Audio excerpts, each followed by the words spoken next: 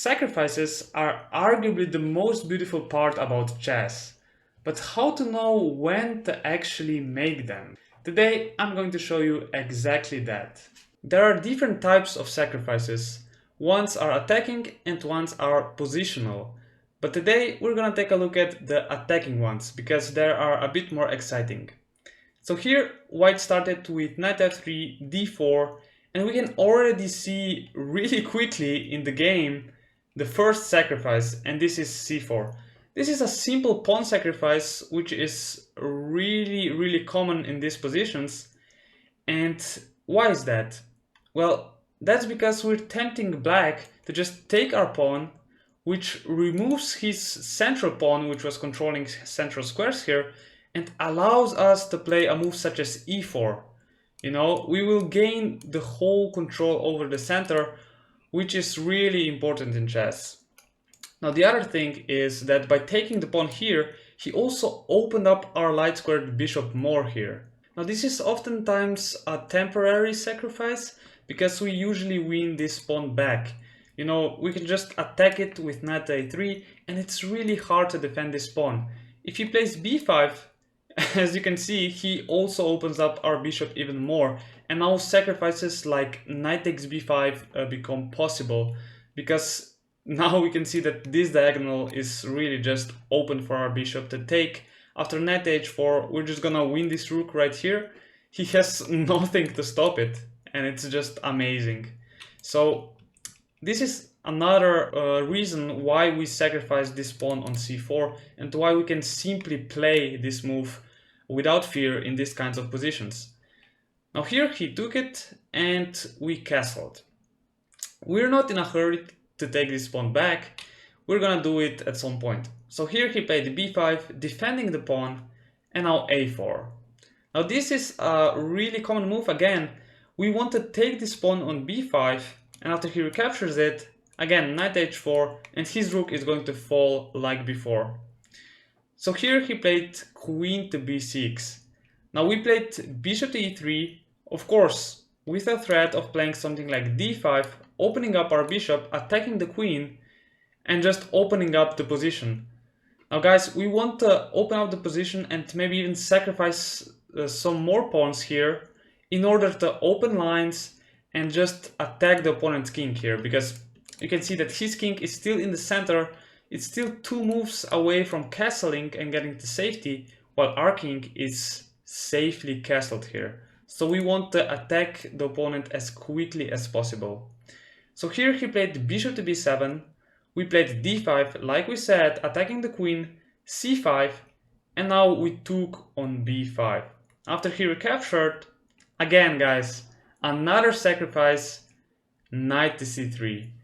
We're sacrificing another pawn here, after which we will basically be 2 pawns down in this position, but it doesn't really matter because as long as we have some compensation, which in this case is going to be against the opponent's king, we can sacrifice all we want. So let's see why this works. After he takes our pawn on b2, it might seem that we are in trouble because our knight is attacked, our rook here is also attacked by the bishop, but we can just play rook to b1, and after he takes the knight, we just take the bishop here on the 7th rank. And why is this important? This is important because this rook is also looking at the opponent's king here, and now we have opened lines for our queen also to join the attack and just attack the opponent's king. So black is in a lot of trouble right now. You can see that all of his pieces are still undeveloped here, and this is not worth the material that he has right now. And now he played knight to d7. We are already 2 pawns down here, but we achieved a position that we wanted with active pieces and the opponent's pieces undeveloped. So we have to strike right now. Rook takes d7, another sacrifice, an exchange sacrifice, in order to bring the opponent's king into the center where he has no pieces to defend him. You see, all these 3 pieces are on this side of the board. We can join the attack with our queen, we also have our bishops here, our rook can join the attack, and you can safely tell that we have a lot of compensation for our sacrificed pieces. Okay, so now we played queen to a4 check, of course. The king went back, and now, guys, what we have to do here, the queen is not enough in an attack. It's not going to just checkmate the opponent's king. We have to bring in the other pieces as well, of course. Bishop to d2, attacking the queen with the plan of bringing the bishop here to a5 and to just destroy the opponent's king. After the queen moves, of course, we don't take the queen or anything. If we do this, again, guys, we're 2 pawns down here and he's just going to win this game. We sacrificed because we want to attack the opponent's king, and without the queen, it's going to be hard to do so. That's why we played bishop to a5 check, of course, and the only move for the king is to go to c8. And now let's finish him off, guys, with queen to c6 and queen to c7. Checkmate. So guys, the attacking sacrifices are used when we want to sacrifice our pieces in order to get compensation against the opponent's king.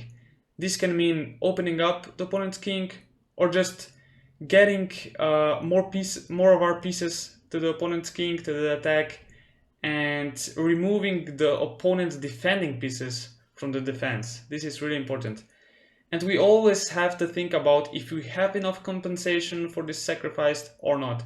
Like we saw here, it was pretty obvious that we have a lot of compensation for sacrificing our rook here, because our pieces can immediately become active against the opponent's king, while his pieces, his defenses, are really bad here. So you always, before you sacrifice, you have to think about these things, and if you do, you will do great. Now guys, in the next video, we're gonna take a look at the positional type of sacrifice, which is also really interesting.